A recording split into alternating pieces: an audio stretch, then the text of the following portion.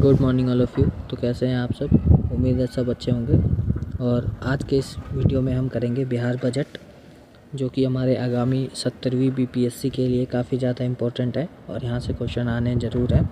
तो इस लेक्चर में हम सिर्फ़ और सिर्फ बजट के जो फैक्ट हैं उनको कवर करेंगे और आप देखेंगे कि इस बार का जो बजट है वो काफ़ी यूनिक है अपने आप में।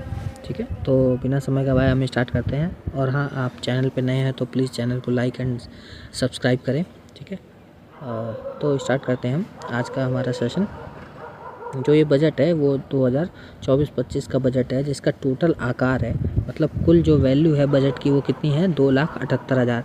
आप याद रखेंगे ये फैक्ट। आपको मोटा मोटी फैक्ट याद रखना बहुत ज़रूरी है, क्योंकि एग्ज़ाम में डायरेक्ट क्वेश्चन पूछता है कि बजट का आकार कितना है। तो आप याद रखेंगे 2,78,725.72 करोड़। आप इसके पॉइंट के आगे की डिजिट को याद ना रखें, कोई बात नहीं, लेकिन आपको टोटल याद रखना है बजट का आकार कितना है, 2,78,000। ठीक है, अब देखेंगे कि बजट को पेश कब किया गया। तो बजट जो है वो हमारा 13 फरवरी 2024 को किसके द्वारा पेश किया गया? सम्राट चौधरी, जो हमारे फाइनेंस मिनिस्टर हैं, उनके द्वारा पेश किया गया। ठीक है, और ये कौन सा बजट था? तो ये हमारा 70वां बजट था। याद रखेंगे कि ये जो हमारा बजट था वो 70वां बजट था। एक चीज़ और फैक्ट है कि यह जो इस बार का जो बजट है हमारा, वो अभी तक के हिस्ट्री में सबसे बड़ा बजट है। तो ये तो जनरली जितनी बार भी बजट आता है, जितनी बार भी बजट आएगा, वो हर बार अपने आप में पिछले साल की तुलना में बड़ा ही होता है आकार में। आकार इन द सेंस की वैल्यू उसकी जो होती है बजट की, वो हमेशा बड़ी होती है। और एक चीज़ और आप ध्यान रखेंगे कि बजट है, बजट जो शब्द है उसका संविधान में कहीं भी उल्लेख यानी वर्णन, एक्सप्लेनेशन बजट का कहीं भी नहीं है। तो ये क्वेश्चन कई बार आ चुका है कि बजट हमारे संविधान में उल्लेखन है बजट का, तो आप इसको याद रखेंगे कि ऐसा बिल्कुल भी नहीं है। बजट का उल्लेख संविधान में कहीं नहीं किया गया है। ठीक है, और बजट से आप क्या समझते हैं? जनरली आप अपनी फैमिली में होंगे तो जैसे हर बार होता है कि जो पिताजी हैं वो हर महीने का बजट आपने सुना होगा, अपने आसपास किसी से, ना अपने घर में ही सुना होगा कि इस महीने का बजट बिगड़ गया। तो बजट होता है कि आगामी वर्ष के लिए हम अपने खर्चों को, उसके लिए जो हम इनकम देखते हैं कि इतना खर्चा होगा, वो होता है बजट। तो बजट होता है आगामी वर्ष के लिए। और आर्थिक जो इकोनॉमिक सर्वे होता है वो हमने पिछले साल कितना खर्चा किया है वो होता है। तो जो बेसिक डिफरेंस होता है बजट और इकोनॉमिक सर्वे में, वो आपको पता होना चाहिए। बजट यानी आने वाला जो आगामी फाइनेंशियल ईयर है हमारा, उसमें हम कितना पैसा खर्च करेंगे किस चीज़ के लिए। मतलब मान लो राशन के लिए हम इतना खर्चा करेंगे, अपने घर की बात कर रहा हूँ मैं, एक जनरली बजट को समझने के लिए, कि राशन के लिए हम इतना करेंगे, स्कूल की फ़ीस इतनी जाएगी। तो ये सारी चीज़ें होती हैं बजट में। ठीक है, तो उम्मीद है आप बजट के बारे में समझ गए होंगे। अब हम इसके जो फैक्ट हैं उसको देख लेंगे कि जो हमारा इस बार का बजट है 2024-25 का जो फाइनेंशियल ईयर बजट है वो हमारा कितना है, 2,78,725 करोड़, जो पिछले साल की तुलना में कितना परसेंटेज वाइज बढ़ा है, तो 6.4% इंक्रीमेंट हुआ है। पिछले साल कितना था, 2,61,825 करोड़। तो कई बार क्वेश्चन में ये पूछ लेता है कि पिछले साल की तुलना में कितना परसेंटेज वाइज बढ़ा। तो परसेंटेज वाइज आपको याद रखना है कि 6.4% इंक्रीमेंट हुआ है पिछले साल की तुलना में। और अब अगर अमाउंट वाइज पूछ ले कि पैसे वाइज कितना बढ़ा है, तो 16,840 करोड़ इस बार बढ़ा है। ठीक है, तो ये याद रखेंगे। अब एक चीज़ और याद रखेंगे हम इसके बारे में, जो बजट होता है, बजट में जो अमाउंट होता है, मान लीजिए इस बार का बजट हमारा 2,78,000 का है, तो उसको गवर्नमेंट कैसे खर्च करती है। तो खर्च करने का भी अपना दो तरीका होता है गवर्नमेंट का, कि गवर्नमेंट इन पैसों को दो तरीके से खर्च करती है। एक एक्सपेंडिचर, खर्च को कहते हैं बेसिकली एक्सपेंडिचर। तो जो एक्सपेंडिचर होता है उसको एक रेवेन्यू एक्सपेंडिचर और एक कैपिटल एक्सपेंडिचर। रेवेन्यू एक्सपेंडिचर मतलब क्या होता है, डेली का खर्चा, जिससे हमें रेवेन्यू आता रहे, डेली का खर्चा होता है, वो होता है रेवेन्यू एक्सपेंडिचर।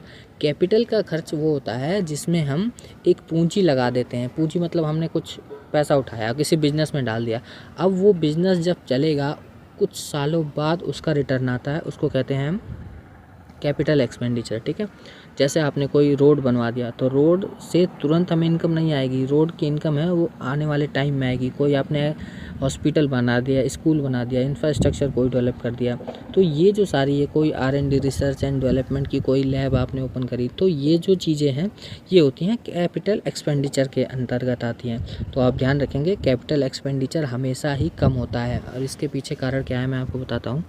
क्योंकि जो भी गवर्नमेंट आती है वो 5 साल के लिए आती है, तो वो क्या चाहेगी कि लोगों को दिखाने के लिए, मतलब जनता को दिखाने के लिए वो ज़्यादा पैसा रेवेन्यू पे खर्च करती है, ताकि जनता खुश हो 5 साल के अंदर और उसको अगले साल के लिए वोट दे, वो दोबारा से सत्ता में आए।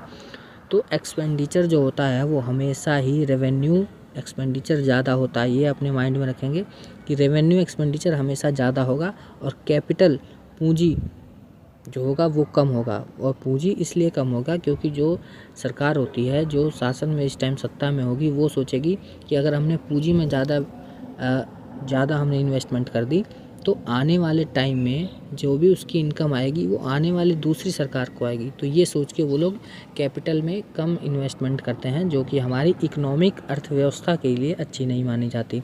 तो आई थिंक उम्मीद है आप सभी ये समझ चुके होंगे कि कैपिटल हमेशा कम होता है। तो कैपिटल की वैल्यू कितनी होती है आप देख सकेंगे यहाँ पे। कैपिटल हमारा है 19.03%, मतलब 100 रुपये में से 20% सिर्फ कैपिटल पे खर्चा किया है गवर्नमेंट ने और 80% किस पे, रेवेन्यू एक्सपेंडिचर पे। तो यहीं से आपका क्लियर हो जाता है कि जो कैपिटल एक्सपेंडिचर है हमारा 19.33% है और 80 हमारा रेवेन्यू एक्सपेंडिचर है। तो ये आप इससे माइंड में रखेंगे। अगला फैक्ट है कि सबसे ज़्यादा एलोकेशन, सबसे ज़्यादा गवर्नमेंट ने कहाँ खर्चा किया है, तो शिक्षा विभाग पे। ये याद रखेंगे, ये क्वेश्चन जनरली फैक्ट पूछे जा सकते हैं। सबसे ज़्यादा एलोकेशन क्या है गवर्नमेंट का, शिक्षा विभाग पे कितना है, 18.9%। तो और अमाउंट में अगर पूछा जाए तो कितना है, तो अमाउंट में है 52,639 करोड़। कितना, 52,639 करोड़।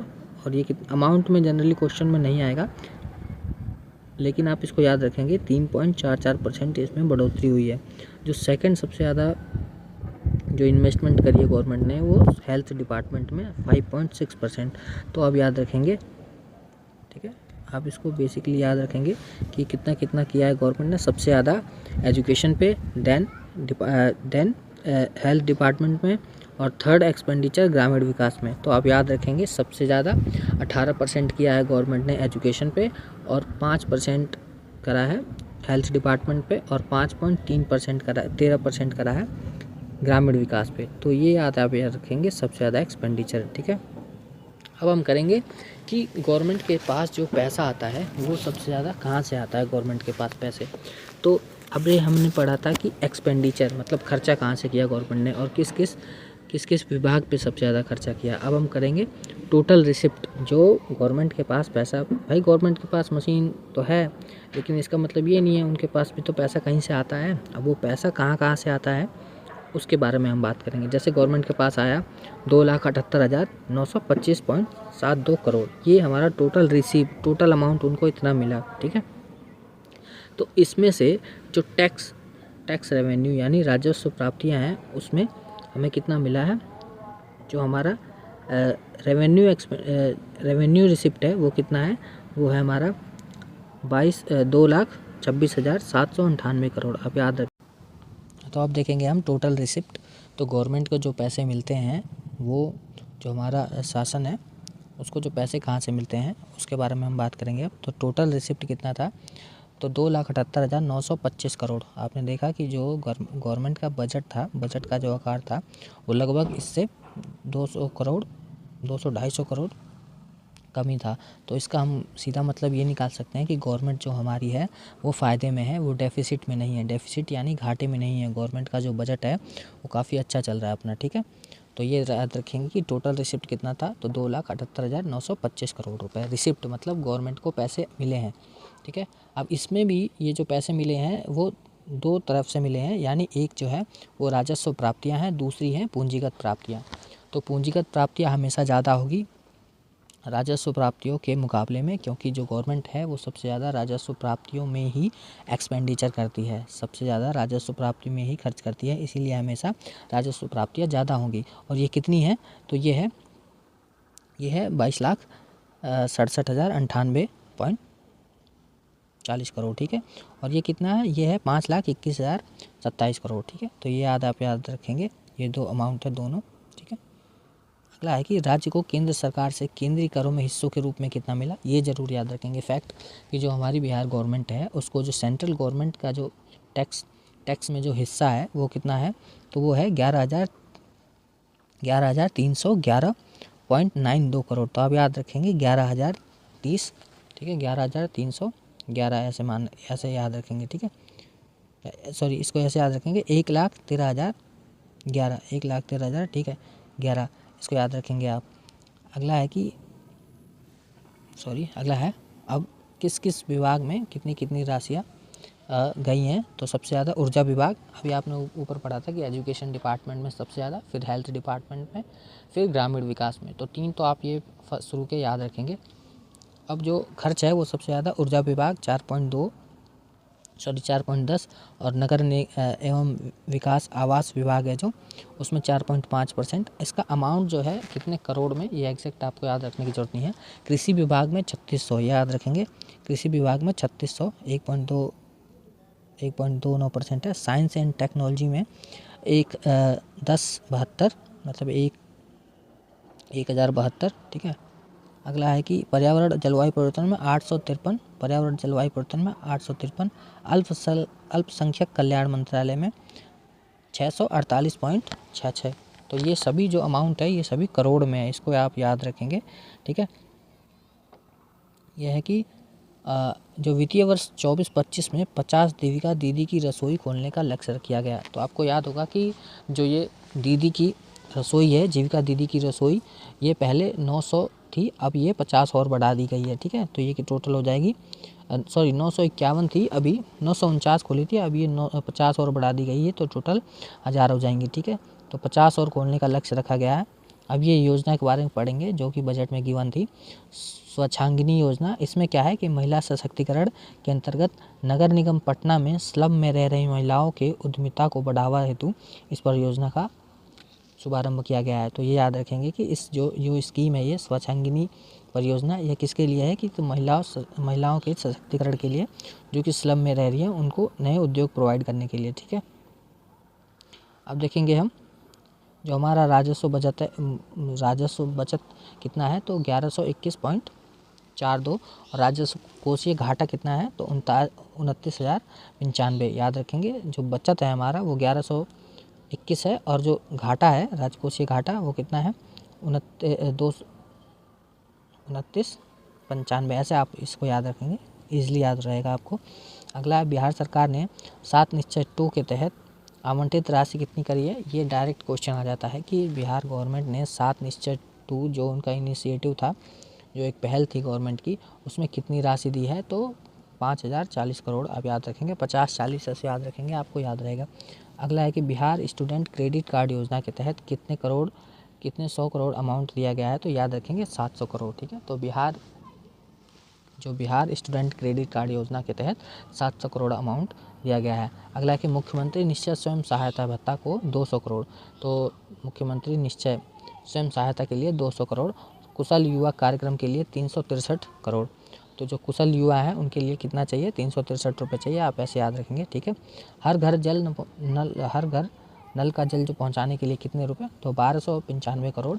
तो आप ऐसे याद रखेंगे कि जो नल का जो ऊपरी हेड होता है उसका जो अमाउंट होता है वो कुछ 1300-1400 का आता है, तो उसके तरह से आप याद रखेंगे 1295 रुपये का वो मिलेगा हर घर जल नल, ठीक है। अगला है समग्र शिक्षा अभियान। तो शिक्षा के लिए आप याद रखते हैं कि 15,000 रुपया खर्चा हो जाता, तो इसको ऐसे याद रखेंगे कि 14,596 करोड़ रुपए, ठीक है। शिक्षा के लिए कितना, 14,596 करोड़। और महिलाओं को सख्त और सशक्त सक्षम बनाने की दिशा में शुरू की गई महिला उद्यमी के लिए कितना, 250 करोड़, याद रखेंगे कितना, 250 करोड़ रुपए। प्रधानमंत्री आवास योजना के लिए 2103 करोड़। इसको कैसे याद रखेंगे कि जो हमारी प्रधानमंत्री आवास योजना है वो 2103 करोड़ में बन जाएगी, ठीक है। स्मार्ट सिटी मिशन के लिए 640 रुपये, तो स्मार्ट सिटी के लिए कितना, 640 रुपये। प्रधानमंत्री ग्राम सड़क योजना के लिए कितना है, तो 2071 करोड़। याद रखेंगे, जो प्रधानमंत्री ग्राम सड़क योजना है उसको 2071 करोड़ अमाउंट पे किया गया है। अगला है कि 100% स्मार्ट मीटर लगाने का लक्ष्य कब तक है। तो ये क्वेश्चन आ सकता है आगामी परीक्षा में कि भारत में कौन सा ऐसा राज्य है जिसने 100% स्मार्ट मीटर लगाने का लक्ष्य 2025 तक रखा है, तो बिहार है और 25 तक इसका लक्ष्य है, याद रखेंगे।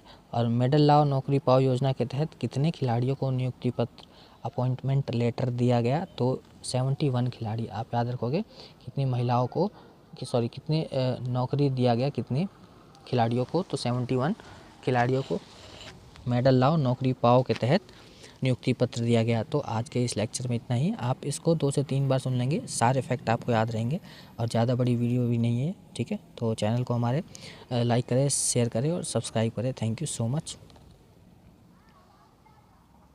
और बताएं कि नेक्स्ट वीडियो आप किस टॉपिक पे चाहते हैं, तो उस पर जल्दी से जल्दी हम इतनी इससे छोटी वीडियो बना के आपको जल्दी से जल्दी प्रोवाइड करेंगे, ताकि आप कभी भी जैसे कोई अपना गेम खेल रहे हो या फिर कुछ कर रहे हो या घूम रहे हो या टहल रहे हो या खाना खा रहे हो, तो आप उसको बस ईयरफोन में लगा के सुन लें, तो आपको सारे डाटा याद हो जाए। इसके लिए आप कमेंट बॉक्स में प्लीज़ कमेंट करके बताएँ। Okay, thank you so much.